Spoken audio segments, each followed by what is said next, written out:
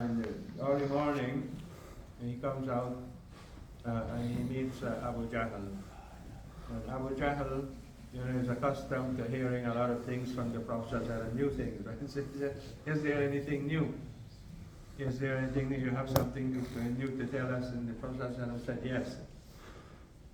I went to Jerusalem last night. So what? Are you willing to say this to Quraysh? I call everybody and so on. Are you willing to tell them this? And perhaps Abu Jahl is thinking, well, this now is proof that the Prophet is an impostor, right? He is telling them, how can he do a journey like that? We take a whole month to do it. Are you willing to tell people about this? He said, yes. So Abu Jahl called everybody whom he could call, and they came and said, repeat, what you said to me. He said, I made that journey last night from here to Jerusalem, and you came back the same night. Yes, I came back the same night. In one night. Last night I went and he came back. What proof do you have of that? Okay, if you went there, then you must have seen the place, right? So describe it for us. Describe the place for us. Now, the Prophet it was night, first of all, right? Secondly, the Prophet did not go as a tourist. Many of us go, perhaps we go there even, right, by the Maqdis, and so we go there as tourists and we look about and we see all different things and so on. But the Prophet went for a mission. And of course he saw things, and the Prophet was a very observant person. He would observe things that are around him and so on, and he would recall a lot of it. So he started to describe the place for the people. But he said, in the hadith, it said that, he, could not recall everything, right? Started to become a bit confused. Then Allah subhanahu wa ta'ala brought a picture of the place for him. Brought it in front of him, at a sort of distance, in the house of Aqil, as mentioned there, which is very close to the Kaaba, and they were all there near the Kaaba. And the Prophet was looking at that, and he described the place. He described everything, the masjid. Of course, there was no building at that time. There was no masjid in the form of a building there. But whatever was there, he described. And the people started to say, this is correct. Everything that he described was correct. But, did they believe? No, they didn't. They still did not believe. So that is one proof that the Prophet gave that this miracle actually occurred, that he actually went on that journey. However, somebody may say, well, maybe somebody else, they knew that the Prophet did not go there. He had not seen the place firsthand himself. But it is possible that somebody else who saw it described it to him. And of course you remember that description, and he is mentioned in talking about that description that he probably heard from somebody else. So it's possible that is not foolproof evidence that he actually went there. But there is something else that the Prophet ﷺ described that only took place during that night. And what was it?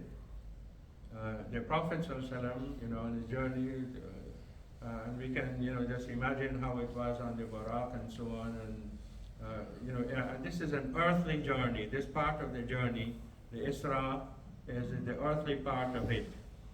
From Al-Masjid al-Haram to Al-Masjid al-Aqsa. And then from there, the Miraj took place, ascension into the heavens.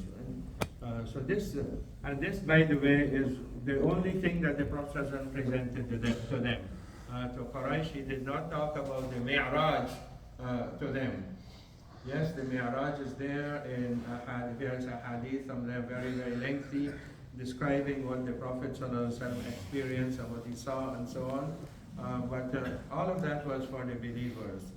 The Isra, the Prophet ﷺ presented to Quraysh. He told them about this part of the journey. He didn't tell them about the Miraj. You look at all of the hadith and you will see that. This is the only part that he mentions. And so he described what he saw there. But when he was maybe coming back, when he was coming back, and he is there perhaps just in the sky above, and he is seeing what is happening on the earth below. He described to them that there is a caravan that is coming into Mecca, coming towards Mecca. This caravan, he describes the caravan, the camel that is leading the caravan, and some other things about the caravan. One of the things is that he stopped there, he took water from the water pouch that they had, and so on. So he described it, and he said that it will arrive in Mecca after so many days. So he estimated, perhaps, right, the distance that it was away from Mecca, it will take so long to reach into Mecca. Now, they had not heard this from anybody else. It is possible that somebody else might have known that the caravan has come, might have been there with the caravan, but he came quickly into Mecca. Nevertheless, he could not have come so quickly in the same night. He could not have reached Mecca the same night. Impossible, in terms of the earthly journeys at that time, with the kind of transportation that they had and so on, it would have been impossible.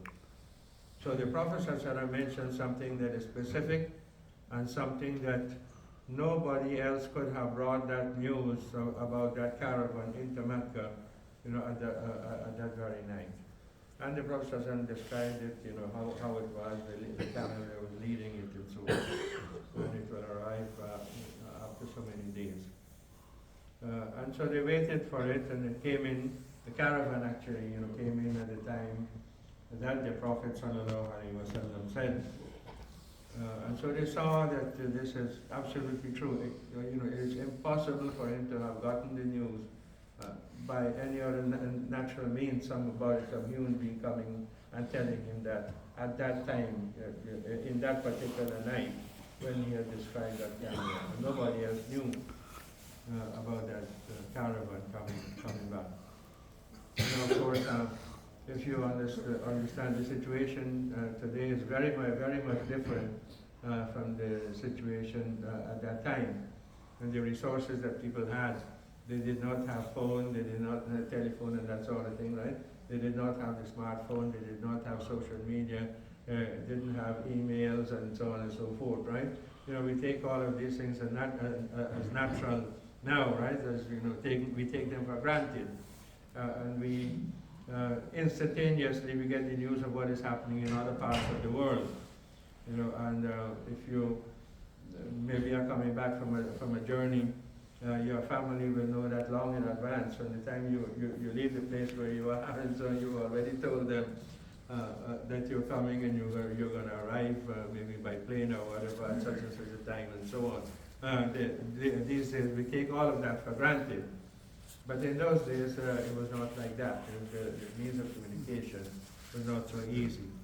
A person writes a letter and he has to wait weeks, a whole month perhaps for a reply to come to him. He doesn't know if the letter has reached them until he receives a reply from them. So a whole month and more perhaps, and he is waiting in suspense, doesn't know whether his letter reached and what is their reply. The reply and so on until such a long time afterwards. But now it is different. So in that situation, the Prophet could not have known, if he was not a genuine prophet, could not have known that this camel or this caravan was coming into Mecca, and it was at such and such a point in that particular night. He described it, and of course they verified everything when that caravan came into Mecca. Did they believe? No, they still did not believe. They did not believe. But the point you're making here is that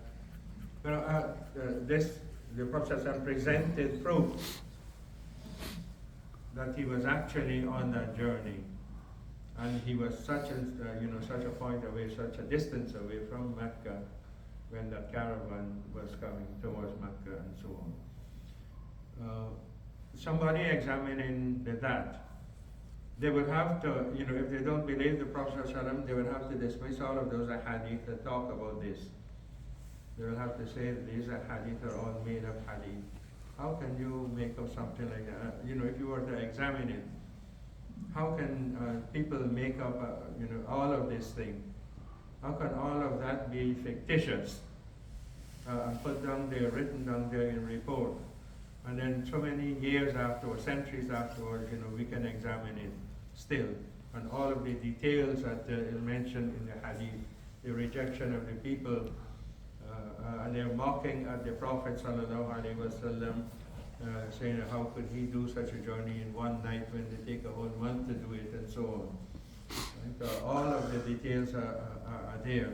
And then this particular description of the caravan and so on, which he presented as proof that he was actually on that journey, while the people there did not accept, the majority of them did not accept.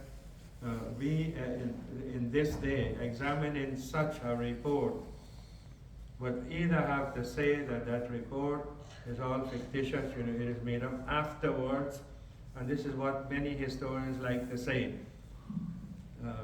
When they examine, say for example, the history of Christianity after Isa alayhi salam, and many things that perhaps are there in the Gospel and the writings of Paul and so on. And he mentions things that took place after the time of Isa alayhi salam. And sometimes he will talk about them as prophecies that Isa alayhi salam made of things that will happen soon after he is gone. And they say that Paul is very, very likely lying. And other writers whose writings might be in the New Testament, they are likely lying. They witnessed those events, or they knew about those events and so on, and they wrote about them as if they were prophecies of Isa alayhi salam that came true, exactly as he foretold and somewhat. They knew of these things because they actually happened in their own lifetimes. They actually happened. And so after they happened, they were writing about that, saying that Isa alayhi salam prophesied these things. And that is how, the historians, especially those who are, of course, not Christians and not Jews and so on, and some of them even are, they're even Jews and Christians, and they're examining the Bible like this, and they're showing, and this is the thought that they have in mind. Even the Old Testament, there are things that are prophesied by some prophet or the other in the Old Testament that apparently came true afterwards. But what they are saying, we don't know who the writers of these books of the Bible are. Very likely they are people who lived after those times when those events occurred. They lived during those events or after those events occurred. So they were writing about things that they knew already occurred. And they're writing about prophets who came before those events occurred. And those prophets were, in the Bible, prophesying that these things would happen and so on. So the historians, the atheists or the non-religious ones, will not take these things as prophecies. They will take them as events that were written after they actually occurred. So this is how somebody might look at the event of the Isra and the Miraj when they look at these hadith. So either you have to reject these ahadith as being false, maybe being written after the event and so on, being talked about after the event, or you have to accept it as being proof that the Prophet ﷺ was telling the truth.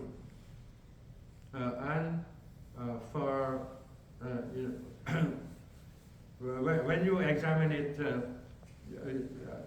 more deeply, you will see actually that this cannot be false. These could not have been things that were written up after the event. It could not have been so. Because these hadiths are telling about the rejection of Quraysh. Quraysh were mocking and laughing at the Prophet ﷺ when he told them first that he made that journey. They were mocking at him. How can you do that? And they asked him for proof, and he presented this proof. And the fact that the majority of them still did not believe. And we know that they continued their enmity, their hostility towards the Prophet ﷺ and towards Muslims after that. And soon after, maybe a few years after the Hijrah, the Isra and the Miraj, the Hijrah took place. The Muslims migrated to Medina because they were still persecuting them. There were still difficulties that the Muslims had in Mecca. They had to leave, they made the Hijrah to Medina. And you examine all of the circumstances surrounding the Isra and the Miraj. What was taking place before that? What was taking place after that, and so on. One would have to come to the conclusion that none of this was made up. None of this were written up after the facts actually occurred, after the events actually occurred. These are, factual reports, of what took place when the Prophet ﷺ came back from the Isra and the Miraj, and he told the people about it, and he gave proof of it, and so on. Any questions?